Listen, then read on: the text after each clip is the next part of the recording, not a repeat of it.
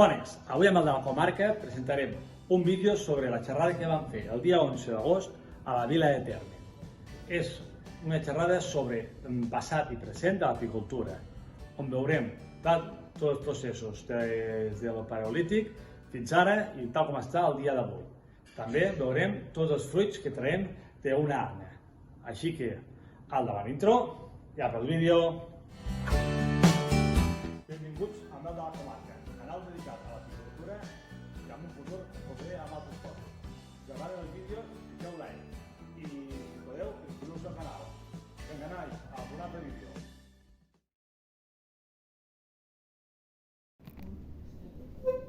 Bones de bon. Estem aquí a l'Ofici d'Apicultura. Avui tractarem de com va passar des dels recol·lectors fins a dia d'avui. Tota la mobilització que ha hagut.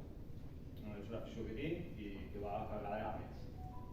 I primer de tot explicarem les abelles, el paleolític, una mica l'egipci, una mica la part de Grècia, Roma, fins a l'edat mitjana i quan es va empezar a modernitzar l'apicultura. Així que, per empezar, tenim unes 20.000 abelles, espècies d'abelles del món. Aquestes són un 5% són socials, les altres van per elles soles. I les que són més socials, que inclús tenen castes, reina o reire d'abellots, són un 5%. Que aquestes són les que fan mel i poden recollir mel. Les que poden treballar amb l'apicultura, l'apicultura representa que és un cultiu, que seríem granjers d'abelles, encara són menys. Les abelles serien del regne d'animals, insectes, i aniríem baixant fins a la subfamília d'Apinae.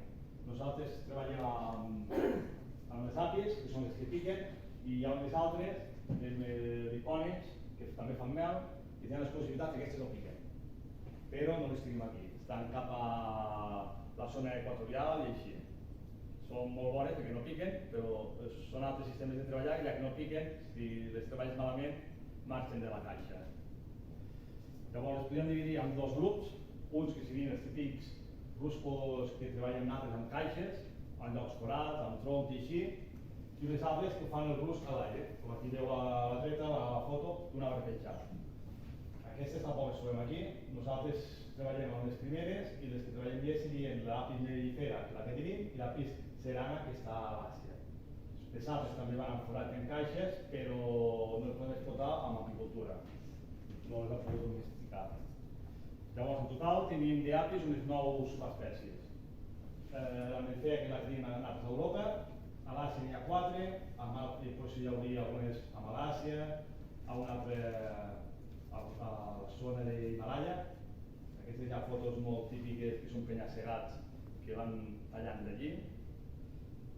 I anant cap a Europa, d'aquesta apis mellifera tenim diferents subclasses, una vintena, però que seria a Europa i al Mediterrani. Aquí les fronteres són bastant per països, perquè aquí tenim la mellifera i la ibèrica. Això seria una mica aquí entre dos aigües, no seria la frontera. El Pirineu, les abelles no coneixen fronteres. Això entra una mica aquí entre una mica. Aquí a Catalunya es trobem que tenim la ibèrica, que és una abella més petita, més negra, i té molt caràcter. Si mirem vídeos per internet i així, veureu que hi ha gent que treballa sense guants i així. I hi ha poca protecció. Normalment aquí treballen bastant protegits. I l'altra seria la mellifera, la d'Europa. Avui en dia hi ha molts híbrids, hi ha moltes barreges i la italiana, que agrada molt perquè no té tant caràcter, també ens trobem per aquí, que hi ha gent que té italiana i se'ns barregen amb les nostres. La italiana el bo que té és que no és gaire agressiva i que és molt social. S'uneix amb que de pobre, l'ajuda. El problema és que no aguanta tals malalties. Llavors, des de la prehistòria, aquí tenim els primers dibuixos, no es veuen massa bé, ho he canviat a l'última hora. Això seria una pintura rupestre del paleolític, que té dubtes de que si ho és o no ho és. Aquí veiem com unes cordes, això es trobaria a Castelló, que arriben a un forat per on hi ha unes petites abelles, que seria fa 6.000 anys.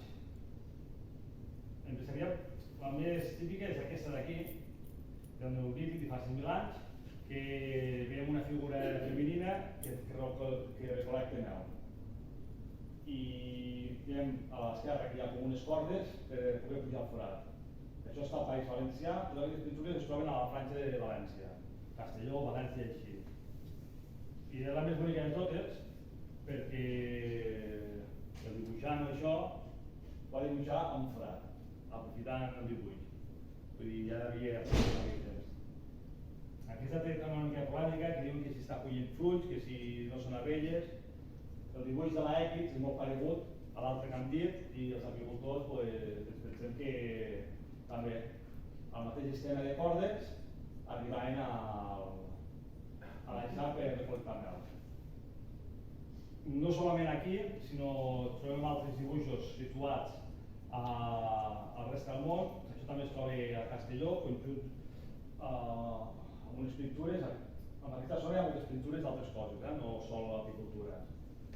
Aquí entendríem que hi ha com uns forats i els vols de les abelles que són com arrodonits. Llavors, a la resta del món, aquestes són a Sud-àfrica, que és el sistema molt paregut, uns deixats més grans, pensats en les coves, que amb uns sistemes que es fiquen ells de cordes, accedeixen amb ells. Hi ha més imatges de les pintures rupestres. Aquesta és de Zimbabue. La diferència que hi ha aquestes és que aquí ja veiem que treballen amb fum. Veiem que amb una de les mans té com una flama, com un fum per treballar. El dibuix també, la part negra seria mel, la part dels puntets seria la cria així. Ja veiem que amb aquest temps ja coneixem que amb el fum se tornen més suaus, se tornen més calmades i es poden treballar.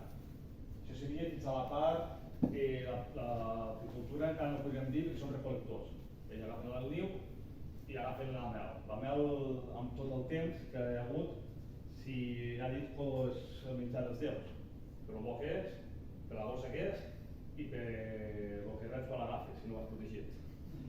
Llavors, la mitologia egípcia diu que les abelles són les llàgrimes vessades sobre la terra del déu Ra, del sol, del gran creador. I l'abella també és un nom que rep el faraó d'Egipte.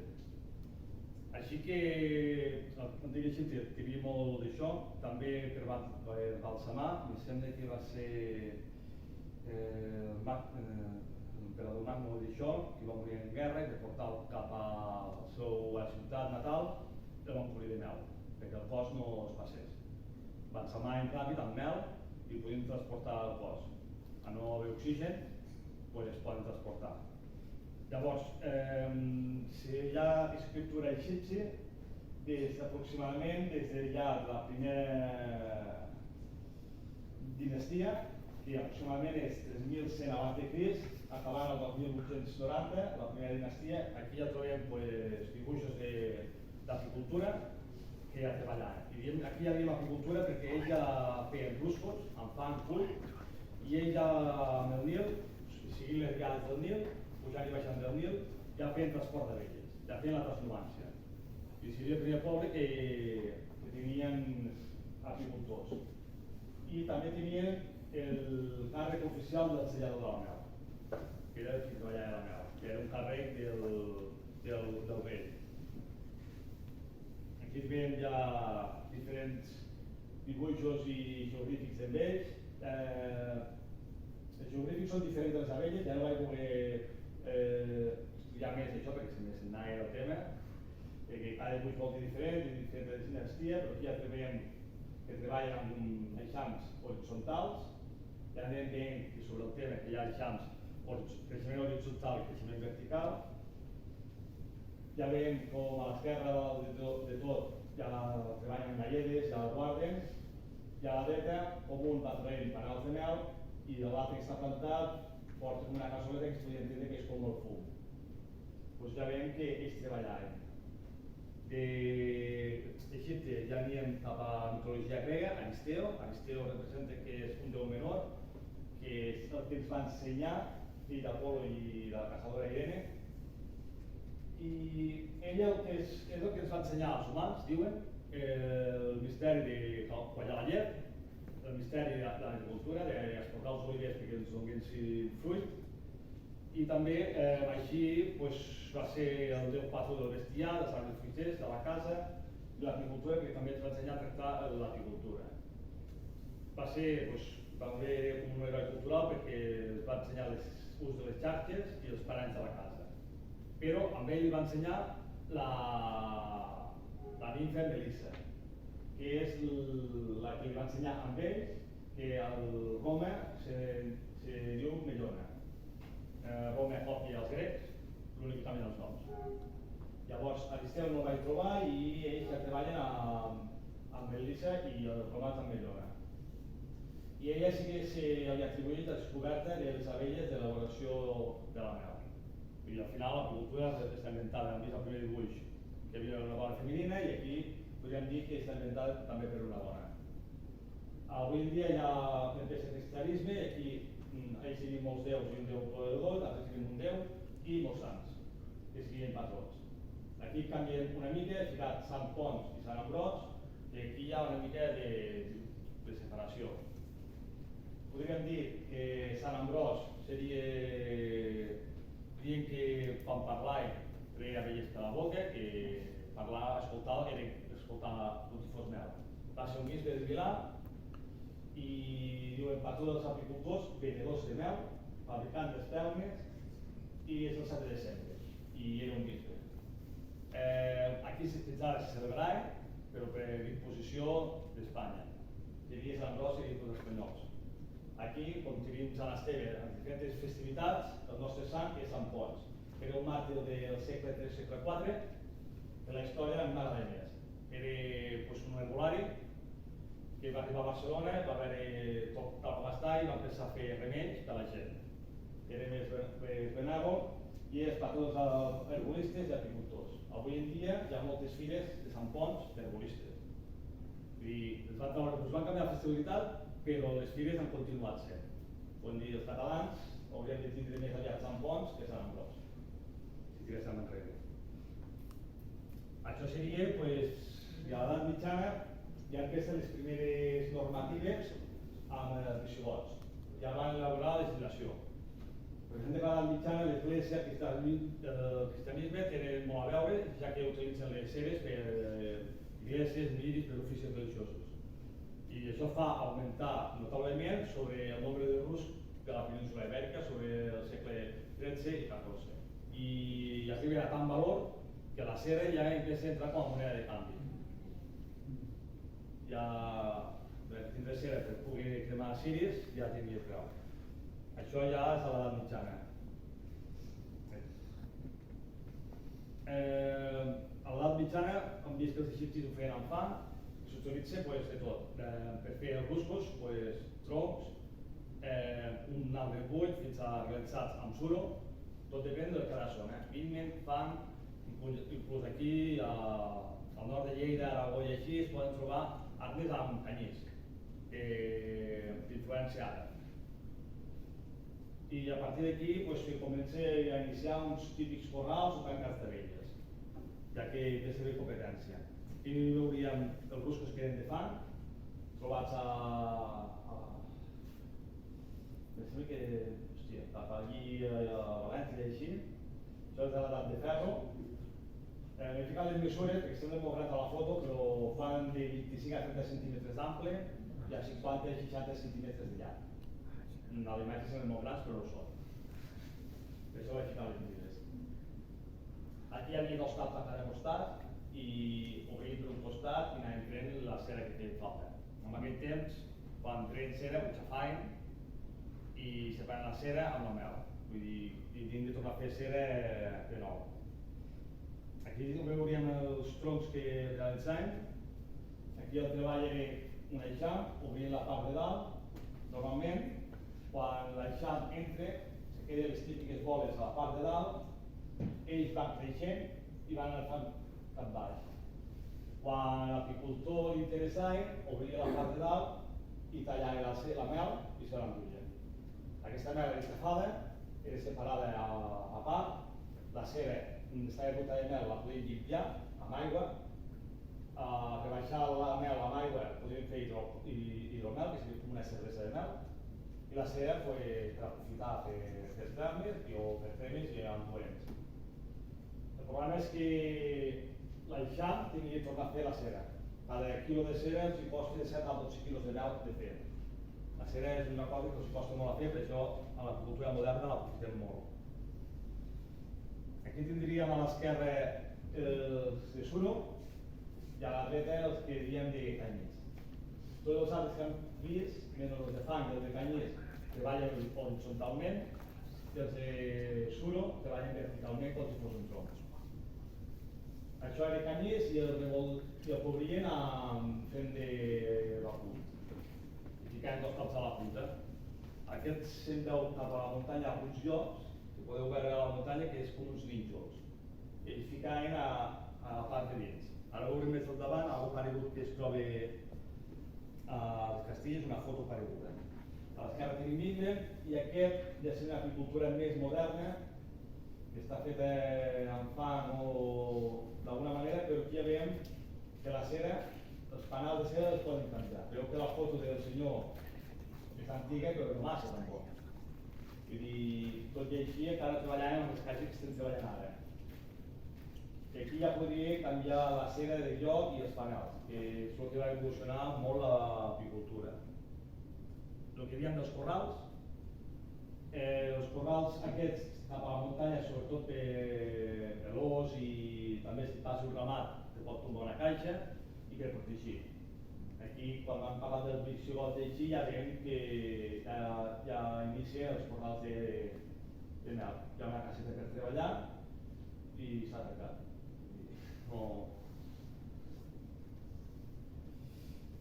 Aquí, cap a les Castilles i tira més, que serien aquestes casetes. Aquí tiràvem més d'uns nínxols per ficar el canyís.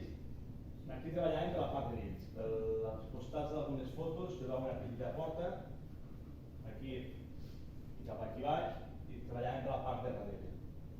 No res més que com si fossin uns nínxols de cementiri, obrits per darrere i tenint el que els hi feia falta, tallant. Ja veu que aquí no podem transportar-lo al món. Un altre, i aquí ja empecem a una mica més d'història. Aquí no va modernitzar massa, això fa 460 anys poder, que van descobrir que les reines, a partir d'un ou d'una larva, podien fer una altra reina. Va ser el primer autor alemany que va escriure un llibre sobre apicultura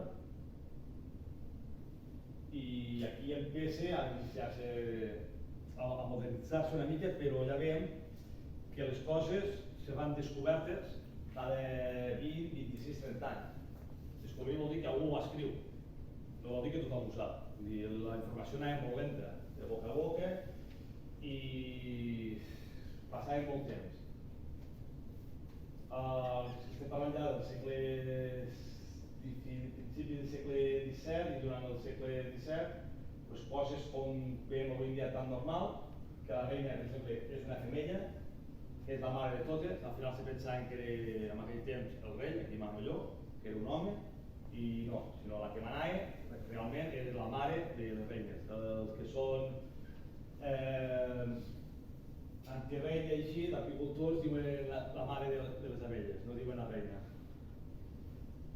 26 anys més tard van descobrir que els abellots, una abella molt més grossa que a dins, eren el mascle. Que tota la història de l'apicultura té una mala fama, per això el de Zángano, que no fa res, ho fan, calenten i així, però quan en venen maldades són el primer que maten i el fan fora. Cap a 1637 ja van veure que les abelles obreres realment són femelles no fèrtils. Ja veiem que fins al cap de 100 anys no van descobrir d'on sortia la cera.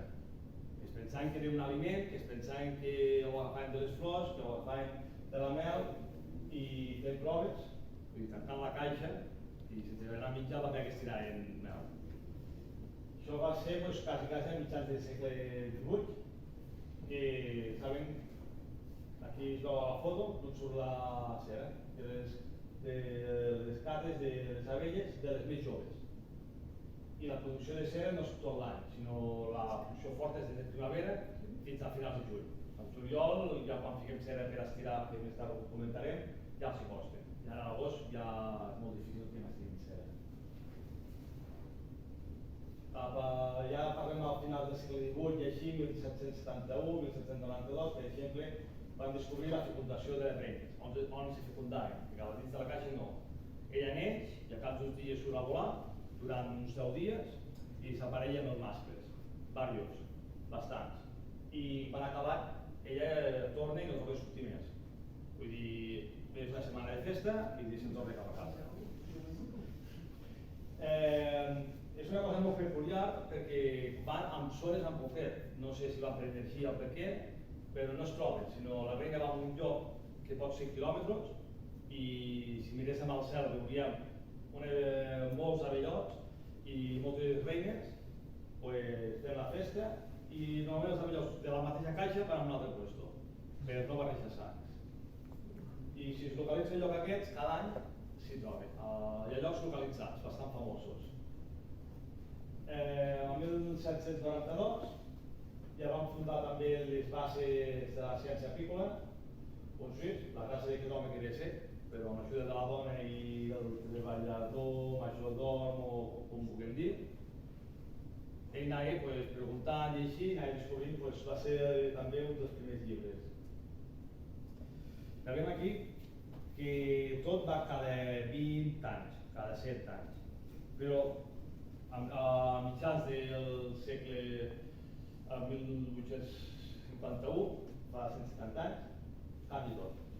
Lorenzo Lastron, als Estats Units, va inventar el Marmòbil, que seria aquesta caixa d'aquí, ja més moderna, que va inventar de ficar els quadres de dins i que poguéssim canviar els quadres. Vull dir,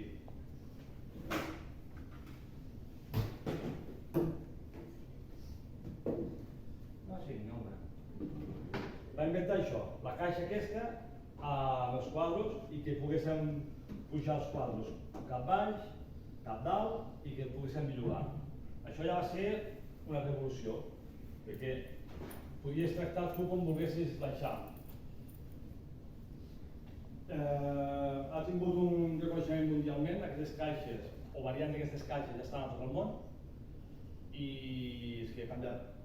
Des d'aquí ja veiem ara els invents que són cada 6 anys. Són superràpids, la modernització que hi ha. I porta el seu nom. Va descobrir que l'abella transita pels dits i un gran invent va ser que, una gran descoberta va ser que un forat menor de 5 mil·límetres ho tapen. I si hi ha un espai major de 9 mil·límetres hi tiren cera. Llavors, si fiques poc forat, ara amb aquest temps hi fiquen el pròpolis, que és un gran aliment, normalment se ben tractat, perquè si te'l mitges des de la caixa és molt amarg, doncs ho tapen amb pròpolis i si superes 9 mil·límetres hi tiren un panal de cera. Això va fer que poguéssim saber el lloc, la distància dels quadres. Va ser la gran descoberta. D'aquí ja va tot més ràpid. Al cap de 6 anys ja van inventar la matriu de la cera. Nosaltres a les caixes hi fiquem una cera, com si fos un foli, comprem o podem fer una planxa, la primera matriu d'això va realitzar. Això nosaltres ho fiquem aquí damunt i amb una resistència, s'acalenta l'angle, el filferro, i es queda aquí enganxat. I això elles, aquest foli d'aquí, ho estiren i creen més cera.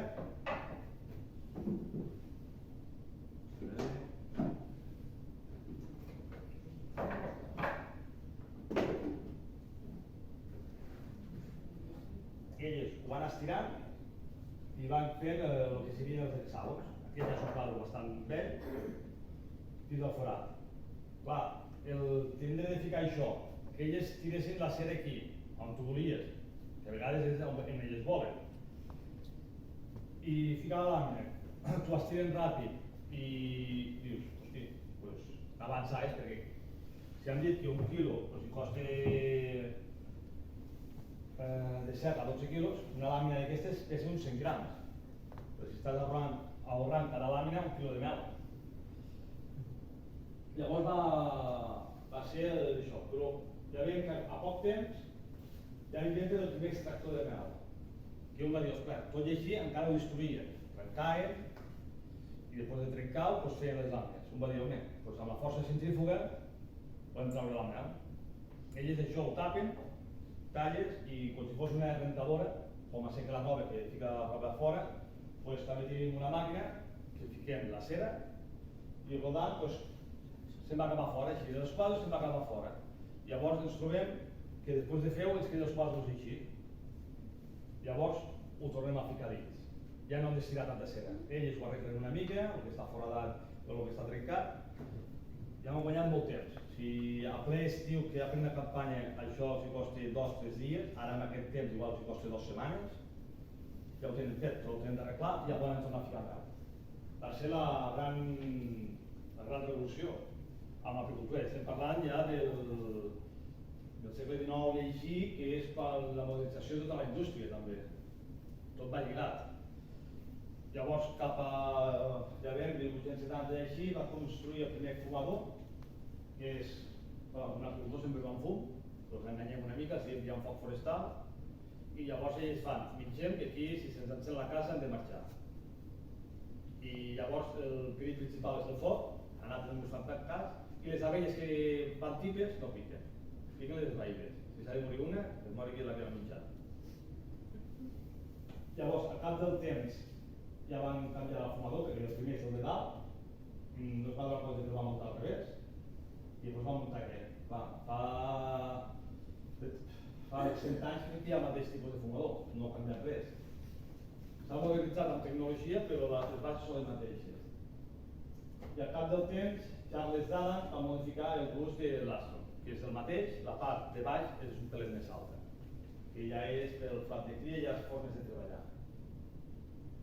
Que dona un nom al Dallan. Al 48, un francès va inventar la caixa Laia, que seria aquesta d'aquí, que és de creixement horitzontal, que és la que veiem tot a la península Ibèrica i part de Portugal i així, que és un francès. És un altre tipus de treballar, molt còmode de portar, però cada vegada estan perdent seguidors i la gent se'n va més cap a l'altre. I al 2018 va néixer el projecte de la Palanca. Continuem amb l'agricultura i així, fent el sector d'agricultura i tal, diuen que els abells se perden. Parlant d'arreu del món sí, però a Catalunya estem amb alça. Des del 2010 al 2020 veieu que eren 1.350 apicultors, ara estem amb 2.106 apicultors. Això vol dir aficionats, no professionals i professionals. Els aficionats serien de 0 a 15 caixes, els no professionals serien, que jo ho soc, seria fins a 149 caixes, i els professionals serien a partir de 150 caixes. Tots aquests estem sumant. Cal dir que majoritàriament entre Lleida i Tarragona, amb Arnes i amb tot, Tarragona guanya i Lleida estem també al davant. D'això estem creixent. De 100 d'Arnes a Catalunya anem creixent. El 2002 teníem unes 75.000 Arnes, això estem parlant de donat d'altra. I ara mateix, el 2020, ja estem a vora de 120.000 Arnes. Quasi ja estem doblant a l'agricultura. Estem creixent molt. Però hi ha una cosa que contradiu tot això. No vol dir que més abelles hi hagi més producció. És el que està passant ara. Fa més de 12 anys enrere, una caixa transhumant podia arribar a 27 quilos per caixa i una caixa que tu tinguis a casa, sense moure-la, te'n anaves a 13-15 quilos per caixa. En 10 anys s'ha baixat bastant, ha baixat quasi, podríem dir, un 10%, no més i tot. Ara mateix la de transhumants ja està baixant a una mitja de 17 quilos, ha baixat 8 quilos per caixa. Això vol dir que ja necessites, si abans 2 caixes doncs feia 50 quilos, ara podries fer, això és l'agricultura, ara quasi ja necessites 3 per fer el mateix. I l'agricultura de transhumants, les fixes, les que no es mouen, també ha baixat, estem quasi a 10 quilos per caixa. Sí que tenim més abelles, però la producció està baixant. Per la sequera, per la unitat que hi ha avui en dia en l'agricultura, abans que hi havia un mosaic molt divers, anava, per exemple, a l'horta hi havia de tot. Ara a baix hi ha molt monocultiu, això fa efecte. També la manera de cultivar, abans teníem els alfalsos que deixaven unes floracions increïbles i ara la que floreix ja obliguen a tallar-ho. Tot això ajuda a no crear. Abans hi havia molta més floretes i herba i ara això està perdent perquè es borren totes les espones i fem finques més grans. I la modernització, jo ho entenc, pel meu veure, i per la sequera, està fent baixar la producció de mel.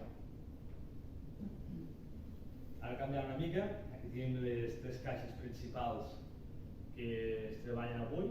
La rada de l'Aston seria coneguda al món. Hi ha varietat, aquestes són les de transhumants, són més còmodes de portar, les fixes són més senzilletes. Les dones ja veiem que són iguals, l'únic que canvien és el tamany. Aquesta seria molt més alta que la part de cria. Entenem que la part de baix és la part que hi ha la cria, que hi ha la reina, hi ha tota la cria. I la part de dalt seria la part de mel. Aquesta, la fiquem més petita, que si fos igual, el posaria molt omplit. I aquesta és la que tenim aquí baix. El senyor Larson, quan va fer aquesta, no va pensar en les parts de cria, va dir, el tauló més barat és aquesta mida, me va bé, faig aquesta. L'altre senyor va dir, a l'hivern les meves passen gana, necessito més lloc aquí, més cria i més reserva. Llavors, aquí a la península ens trobem que el que seria de l'inicia península cap dalt treballen amb aquesta i el que seria que som més a prop de la costa treballem amb aquesta. I l'altre és un sistema de treball diferent, sobretot amb gent que empieza des de zero, normalment s'inicia amb l'ànecs, perquè és un maneig molt fàcil de fer, l'únic que és diferent. Avui en dia les ànecs ja tenen unes alces, quan hi ha una molt bona entrada i fiquen alces, però jo dic, ficar alces per agafar les altres,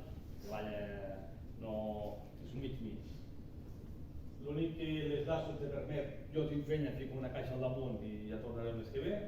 Les laies les han d'anar visitant perquè quan no pot créixer l'eixam, fa reines i et marxa la meitat, sobretot a la primavera. Ja has d'anar més sovint. S'ho cuiden soles, però ja has d'anar cada 15-20 dies a fer un cop dur. A les altres si vas t'hi guanyaràs l'estona, però no estàs tan obligat a anar-hi. No són les úniques. Tenim altres, aquesta que és la tipus Kènia, aquesta hi ha una cosa que m'agrada bastant, que és molt barata de construir. La fan a Kènia així i la fan a materials barats, o materials que troben, aprofitament de material. I això seria més o menys de llarga, un metre. Podem veure que aprofiten diferents materials. Aquí serien com unes canyes per rellenar. Tenim aquí el que serien unes costelles a tot arreu de formació, amb 4 fustes. I aquí teníem un sistema com si fos el canyís que fèiem servir aquí. Aquí ja veieu, unes xapes d'una llauna de menjar, important. El bo d'aquesta caixa és que si veiem aquí hi ha una fusta i aquí als quadres, elles el que fan, quan fiquem les làmines, ho empeguen tot. Enganxen els laterals i ho enganxen aquí. I si alguna vegada no fico quadres, dit que falta quadres així, ho enganxen. Aquí vam fer la descoberta que si això té de 115 a 120 graus sobre el pla, elles no ho enganxen. Deixen tot el lateral lliure. Llavors ells poden treballar i jugar els quadres com un vulguin. Ho poden moure cap endavant, cap enrere, segons interessos ja més tècnics. I és una caixa que és barata de fer, que s'ho fan ells mateixos i pots treballar. L'únic que és de cera també, la xafen, el sistema antic, i ho fan tot. Però és un sistema econòmic i barat. Hi ha altres caixes, aquesta la Warren, feta d'un monjo del 1900. Semblen grans, però això parlarem d'unes caixes de 30 per 30 i 21 per alt. seria la imitació més natural d'un rusc que es troba dins un zoo. Aquestes caixes, els apicultors així aficionats i així més puritans, els agrada. No estaríem parlant d'una caixa per treure-li un rèdit econòmic, sinó que seria per casa, al meu parer. Perquè ells fiquen com els nostres quadres, però molt petitets, i es tiren a ser elles. I ells fan que empiecen amb la petita, quan està ple li pugen un pis, el fiquen a baix i ella va creixent. O que van omplint de mel, ells van creixent cap baix. Quan tens dos caixes i una altra de mel, tallen i s'enduen els 8 quadros que hi ha de mel cap a casa. I treballen a utxafen, perquè diuen que la cera, si l'aprofitem, poden portar tòxics, que és millor la cera verge, la cera representa que és un greix dins d'elles. I si pugem temperatura se desfà. I hi ha puritans que els agrada aquest tipus de caixa. I ara tenim la famosa caixa que surt per internet. Si algú ha buscat alguna cosa, apicultura, us sobre aquesta magnífica caixa. Aquesta està inventada ara mateix per un parell d'australians, però la patent és espanyola, de 1939, però està millorada, ja que la part de dins és de plàstic. Llavors, com que no hi havia plàstic, era metàl·lic. I metall, òxid, tot el vam menjar, avui en dia això no és massa compatible. La meravellosa cosa que t'expliquen d'aquesta caixa és que aquí baix de la cria, aquí dalt hi ha la mel, tu te venen el producte que aquí fiques el potet, aquí obres la clau, els quals són com uns hexàgons i el que fa aquesta clau és separar-ho. I com que fa calor la mel encara és líquida, es baixa tota la mel per aquí i t'omple els vasos per casa. Ho pinten molt bonic i jo no sé si ho està. Perquè la mel s'ha de mirar si està a la humitat perfecta, perquè si té molta humitat i passa el temps pot fermentar, pot convertir-ho, si dic vinagre de mel, o si no hi ha oxígeno, pots convertir-ho en alcohol. El producte aquest se'n va anar per a 400 euros. Sí, la part de dalt se'n va, la caixa aquesta se'n va als 400 euros. És un sistema de plàstic, de claus i així, que obres i així. És una cosa que frena molt. I no sé si a la llarga, perquè elles, quan empiecen a popularitzen molt. Cal dir que la ibèrica popularitza molt i estem acostumats a que ho enganxen. No sé si ells, amb les seves abelles, tenen aquests problemes. Però a mi no m'acaba de convèncer. M'agradaria parlar amb algú que la tingués, però no li veig tant d'això. D'aquí serien les caixes. Això seria la distribució que majoritàriament que és de l'arbre, això seria una foto del davant. Imagina't que aquí hi ha el forat, d'on surten les abelles.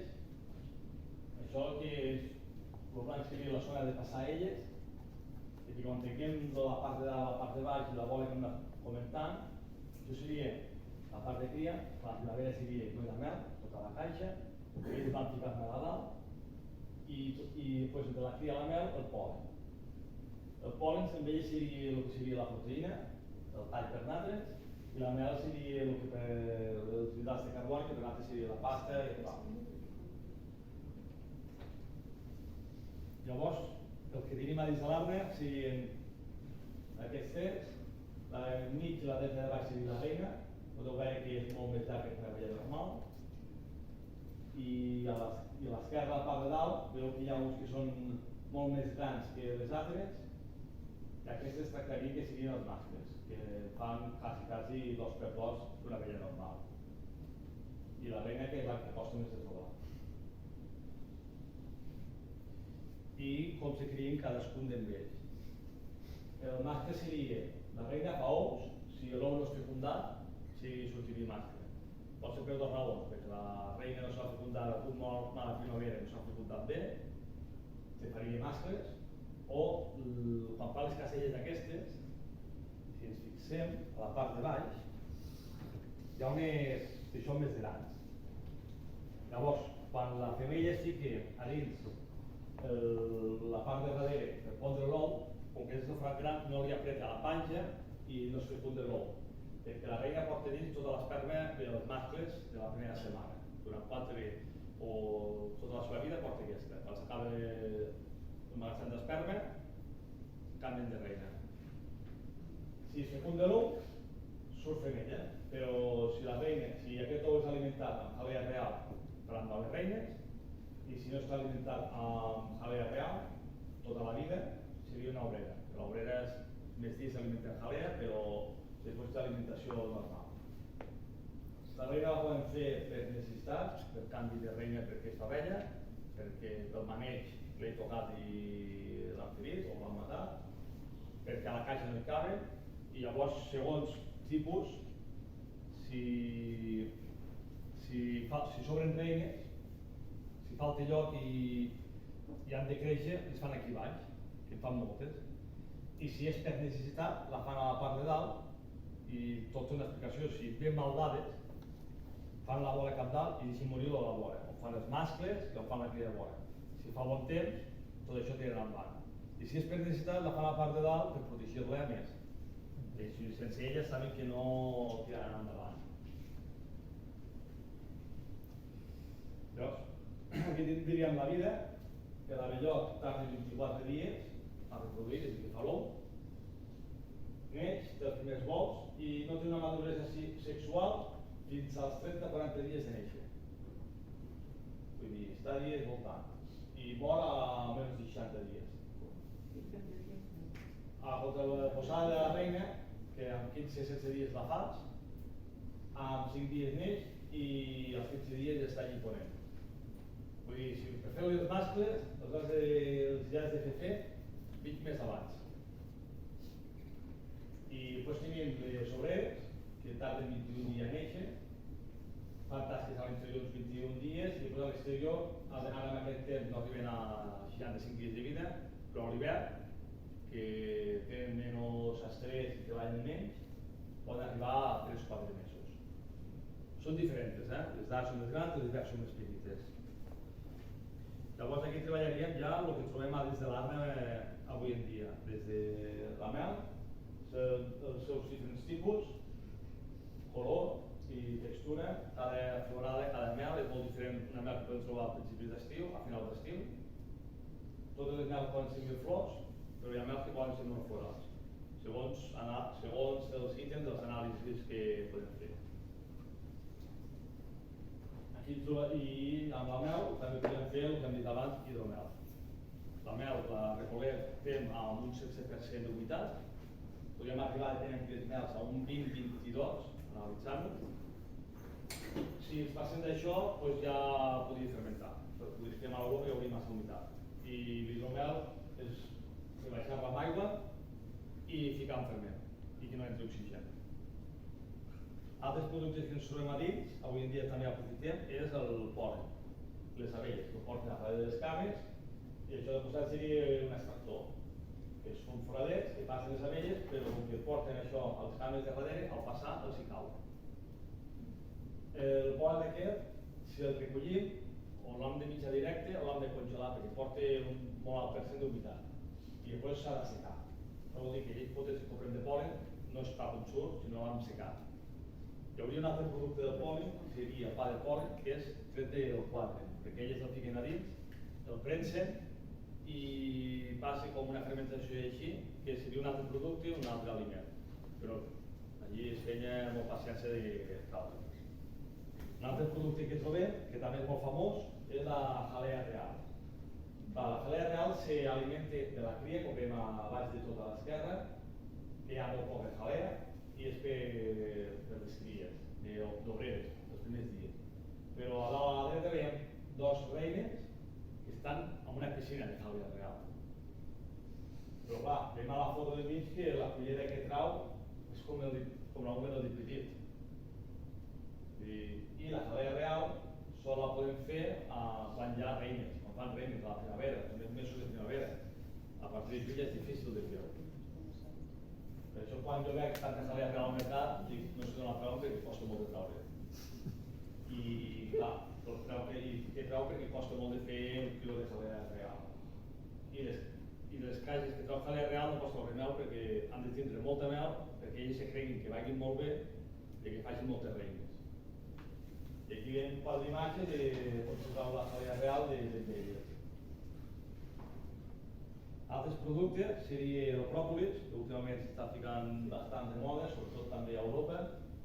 Per això molts apicultors s'ha guanyat molt l'abella ibèrica perquè no tenia èxit, però està tenint èxit perquè és una abella que fa molt de pròpolis, i com que els apicultors europeus veuen que també hi ha mercat d'aquest producte, doncs ja està agradant també la ibèrica i empecem a exportar bastant l'abella nacional a apicultors de fora.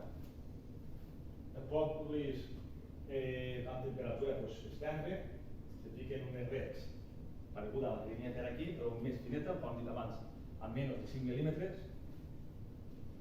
Utilitzo un separador de reines. Jo aquest el fico entre pis i pis perquè la reina no em puja aquí a dalt i em facin anar a dalt. Aquell és un pel més petit i elles ho tapen. Ho fiques al congelador perquè estigui dur, ho mouen i cau tot. Llavors tenen diferents tractaments perquè pugui menjar, perquè això és molt a mà.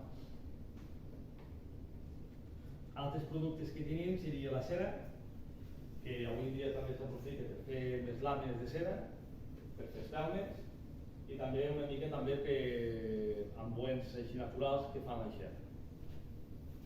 I com he dit abans, els hi costa molt de fer, per això s'aprofita molt. Un altre producte seria el verí de les abelles. Medicaments, per exemple, els al·lèrgics, per curar l'al·lèrgia es fiquen verí d'abella, però controlat, analitzat i controlat. L'extracció aquí no se'n fa gaire, a França se'n fa més, que és ficar un vidre davant de la caixa, com un pastor elèctric, i quan arriben s'enrampen, s'enfaden i piquen el vidre. I cau la goteta allí, però no gaire estona, perquè si no l'estresses molt la caixa. Llavors rasquen el vidre. S'ha d'anar molt en compte perquè allò es pega pur i s'ha d'anar amb guants, perquè és un tòxic. Altre producte molt important és la pol·linització de l'agricultura. Avui en dia com a producte ja és un producte que els apicultors per anar a pol·linitzar també tens un benefici. Degut a que hi ha molts cultius molt grans, moltes hectàrees d'ametllers, que al mig, si no hi fiques insectes, no arriben. I avui en dia hi ha als Estats Units, a Califòrnia, hi ha llocs que estan pagant $200 per portar un arna. Val més diners, els diners que pots fer portar-ho a pol·linitzar, que l'arna que puguis treure. Degut a el que hem dit abans, finques molt grans, que els insectes no arriben al mig per pol·linitzar.